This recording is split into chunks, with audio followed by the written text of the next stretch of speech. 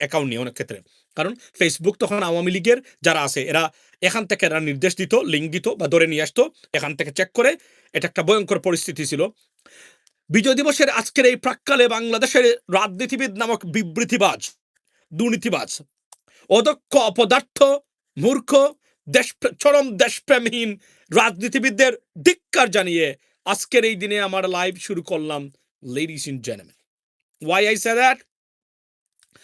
আপনারা জানেন যে 1971 সালে বাংলাদেশের স্বাধীনতার 16ই ডিসেম্বরে যে বিজয় দিবস আমরা পালন করি, সেই বিজয় দিবস নিয়ে ভারতের প্রধানমন্ত্রী নরেন্দ্র মোদী বা ভারতীয় গভর্নমেন্ট 54 বছর ধরে এটা নিজেদের দাবি করে তারা প্রতিষ্ঠা করে, তারা এটা আমরা না যতটা পালন করি, তারা সেটা উচ্ছ্বাসের সহিত পালন করে তারা বিজয় দিবস।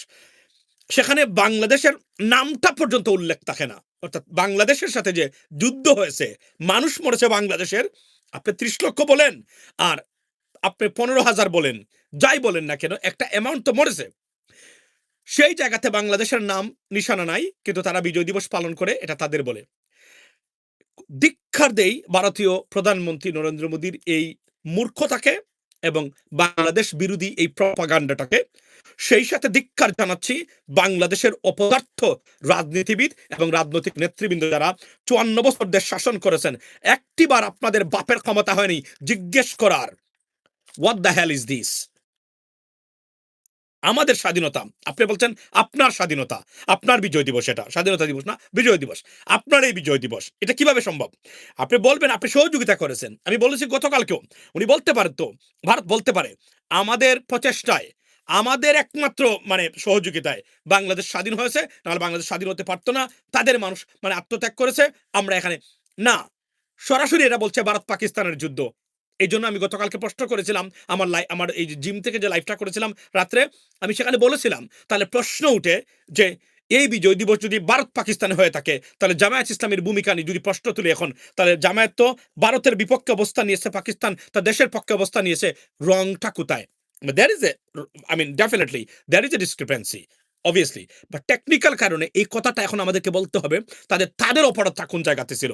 এখন বাংলাদেশি দালাল যেগুলো আছে, মানে দেশের ভিতরে বসা মূর্খ, দুর্নীতিগ্রস্ত, 2 টাকা দিলে এদিক সেদিক যায়, এরা এসে আপনাকে নানান বক্তব্য এবং সবক্তব্য এরা ছিল 54 বছর ছিল বলেই আজকে 1971 সালের আপনার এই আপনার 1974 সালে স্বাধীন হওয়া মালয়েশিয়া পৃথিবীর অন্যতম একটি রাষ্ট্র, আর আমরা এখানে বসে আছি শুধুমাত্র এই স্বাধীনতা নিয়ে ব্যবসা করা এই কুলাঙ্গারের বাচ্চা রাজনীতিবিদদের কারণে আজকে আমাদের দেশ এখনো এই পতিত অবস্থা আছে। এখান থেকে উত্তরণের পথ একটাই, যদি আমরা নির্বাচনের মাধ্যমে কোনো সত্যিকার অর্থে কোনো পরিবর্তন আনতে পারি, না হলে আবারও হবে। কেননা পলিসি নয়, পরিবর্তন নয়, জীবন মানের উন্নতি নয়, উন্নয়ন নয়, দেশের সার্বিক পরিস্থিতি, রাষ্ট্রীয় প্রতিষ্ঠানের উন্নয়ন নয়।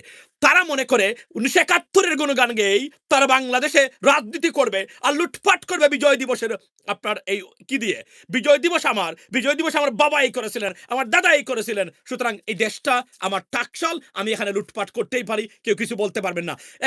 21 কোটি মানুষকে বর্তমানে যে নেরেটিভ, ভারতীয় নেরেটিভ দিয়ে জিম্মি করে রাখা হয়েছে, তার নাম হচ্ছে 1971, স্বাধীনতা বিরোধী আর স্বাধীনতা পক্ষের শক্তি। পৃথিবীর কোথাও এমন জঘন্যতম মূর্খতা রাজনীতিবিদদের এবং নীতি নির্ধারক, তথাকথিত নীতি নির্ধারক যারা আছেন বাংলাদেশের, আপনি কোথাও পাবেন না। আমি সেদিন ইউনাইটেড নেশনসে গেছিলাম, বিরল একটা রেয়ার এক্সপিরিয়েন্স আমি দেখলাম। সেখানে হিরোশিমা নাগাসাকিতে আমাদের দেশ যুক্তরাষ্ট্র, তাদের যে সেকেন্ড ওয়ার্ল্ড ওয়ারের যে বোম্বিং হয়েছিল, আপনি দেখেন, অথচ এই Japan, the biggest trading partner of the United States, they have a serious collaborations and among trading transactions taking place between these two countries, ladies and gentlemen. তারা কি ধরনের, আপনি দেখুন, কল্পনা করেন এখন পাকিস্তান যদি, যেহেতু তারা পারমাণবিক অস্ত্রধারী দেশ, তারা যদি এই ধরনের কোনো ঘটনা ঘটাইতো পরবর্তী সময়ে, তাহলে কি হতো সেখানে? কিন্তু আজকে দেখেন আপনি দেশের স্বার্থে তারা কোথায়, অথচ আপনি 54 বছরে প্রতিটা ইতিহাস শিখিয়েছে ভুল।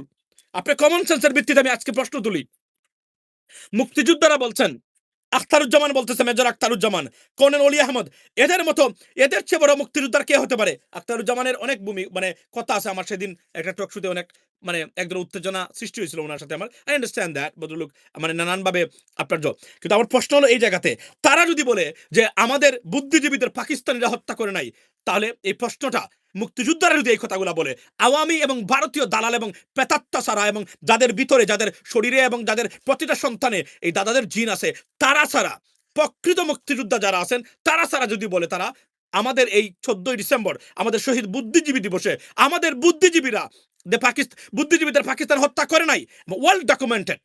আপনাকে বলতে হবে পাকিস্তান হত্যা করেছে, ঠিক আছে, পাকিস্তান হত্যা করতেই পারে, এটা তো অমূলক না, যেহেতু তখন পর্যন্ত তাদের প্রেজেন্সটা ছিল, but they were about to go, they were busy to pack up because তখন about the government has the country has fallen, তারা অলরেডি শেষ হয়ে গেছে। সেই সময় তারা লিস্ট করে করে ধরে নিয়ে মুক্তিযুদ্ধ, মুনির চৌধুরীর সন্তান কি বলেছেন গিয়ে দেখেন, উনি বলেছেন আমার বাবাকে আপনার এই মানে পাকিস্তানিরা হত্যা করে নাই। এরা খাঁটি আওয়ামী লীগের মানুষ, এরা যদি এই কথা বলে তাহলে আসুন আমরা এখন জানতে চাই। প্রশ্ন হলো, আমি ভুল হতে পারি, এই কথাটার সাথে আপনি দ্বিমত পোষণ করতে পারেন, you have absolute right, but ladies and gentleman, আমার প্রশ্ন হলো এই কথাগুলা তাহলে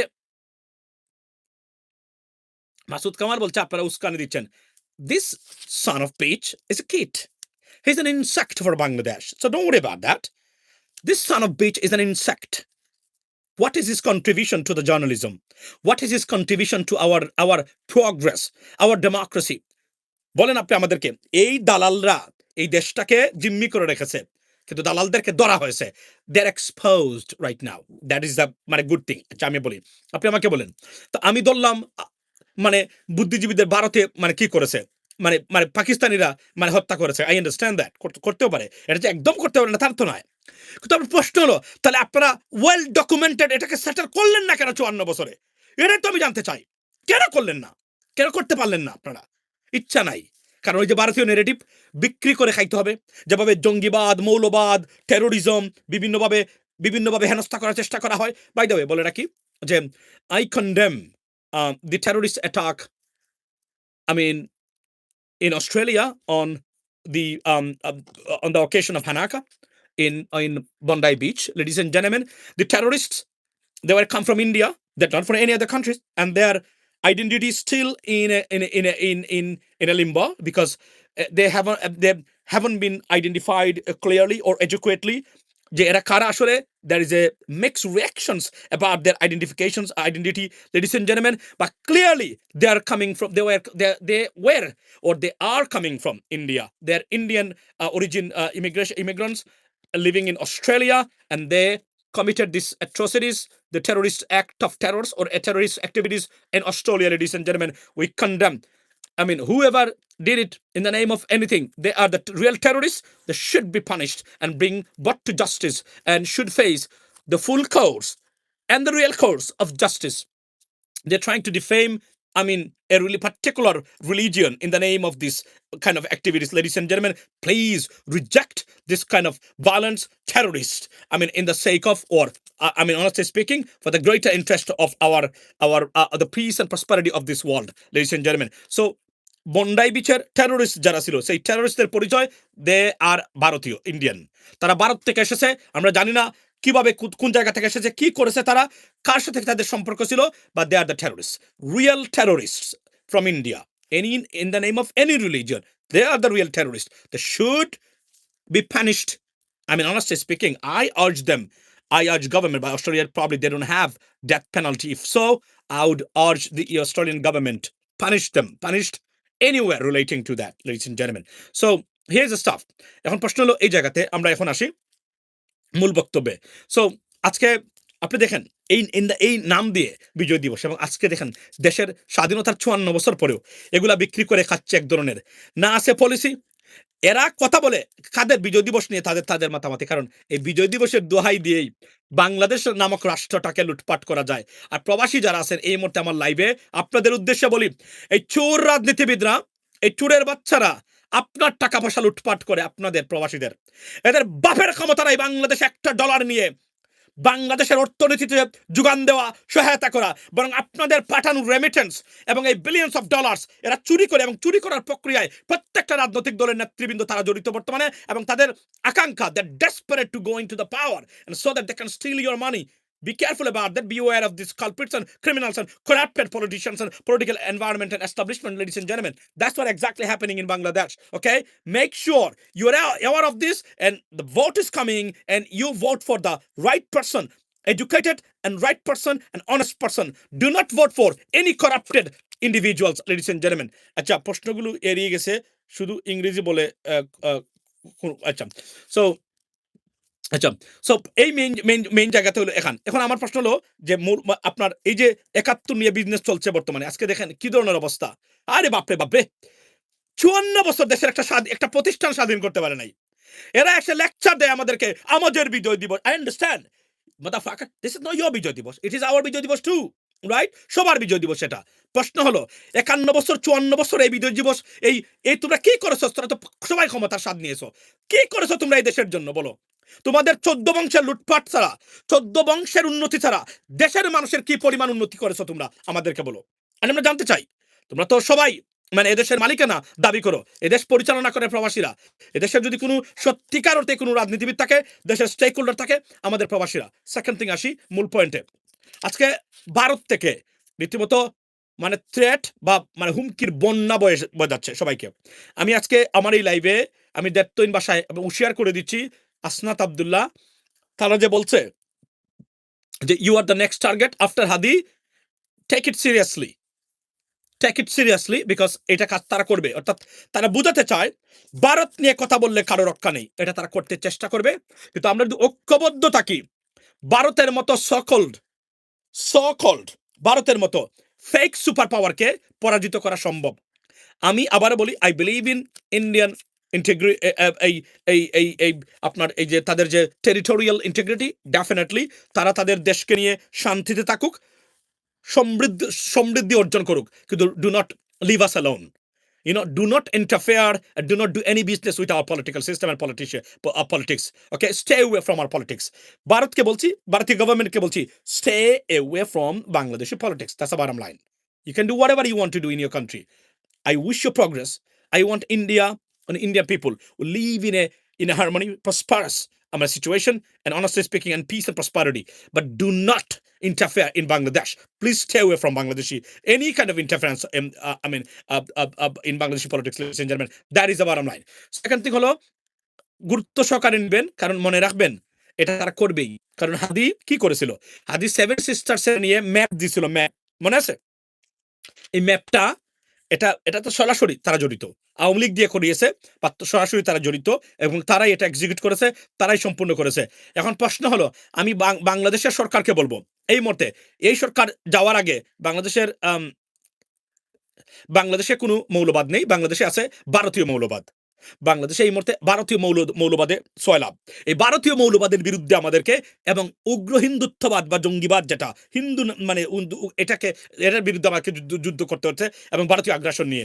বাংলাদেশের মানুষ মৌলবাদী হতেই পারে না। আর আমরা মৌলবাদ যদি কেউ থেকে থাকে, তাকে সর্বোচ্চ আইনের আওতায় আনা দরকার। এবং মৌলবাদ বলতে ইয়াস, যারা মৌলবাদ আছে এরাও দেখবেন কোনো না কোনোভাবে ভারতের সৃষ্টি বাংলাদেশে। আর বাংলাদেশের কোন প্রকৃত মুসলমান কখনোই সন্ত্রাসী হতে পারে না, কারণ ধর্ম বা মানে ইসলাম কখনোই সন্ত্রাস হতে শেখায় না। যেটা শেখায় না, আমরা অস্ট্রেলিয়াতে দেখেছি, জীবন বিপন্ন করে মানুষকে বাঁচাতে গেছে। এটাই প্রকৃত অর্থে মানে ধর্ম, এটাই প্রকৃত অর্থে মানে মুসলমানদের রীতি হওয়া দরকার। যদিও মুসলমান নামদারি টেরোরিজমের সংখ্যা আছে, এটা বিভিন্ন দেশ বিভিন্ন স্বার্থে তারা তৈরি করে ব্যবহার করতেছে বর্তমানে। কিন্তু কালপিট মুসলমান নামদারি শয়তান যেগুলা, এরা নামে মুসলিম, সত্যিকার অর্থেই এরা কাজে কোনো মুসলমান না, এরা এই ঘটনাগুলোর সাথে জড়িত থাকতে পারে এবং অনেক সময় তাদের নাম আসে। লেডিস এন্ড জেন্টলম্যান, আজকে আপনি দেখেন সব ধরনের সন্ত্রাসকে আমাদেরকে ডিনাউন্স করতে হবে। গতকালকে যে এখানে একটা হামলা মানে বন্দুকধারীদের 2 জন মারা গেছে, একজন মুসলিম আজারবাইজানের। সুতরাং আমরা আবার বলি যে আমাদেরকে ঐক্যবদ্ধভাবে এই সন্ত্রাসী বা মানে মানে সন্ত্রাসকে মোকাবেলা করতে হবে। সবাই সব ধর্ম বর্ণের মানুষ মিলে, সাদা কালো আপনার শর্ট টল সবাইকে মিলিয়ে আমাদেরকে এটা মোকাবেলা করতে হবে, লেডিস এন্ড জেন্টলম্যান। সো এখন আসি আমার মূল পয়েন্টে।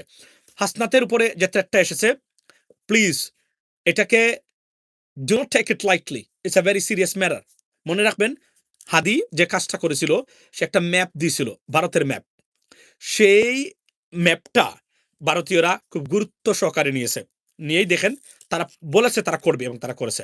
হাসনাত আব্দুল্লাহ আছে, ব্যারিস্টার ফুয়াদ আছে, আমি যদি বলি, তারপরে আপনার আরো কয়েকজন আছেন, তারা তাদের এই মানে আওতায় আছেন, লিস্টে ডেফিনিটলি আছেন।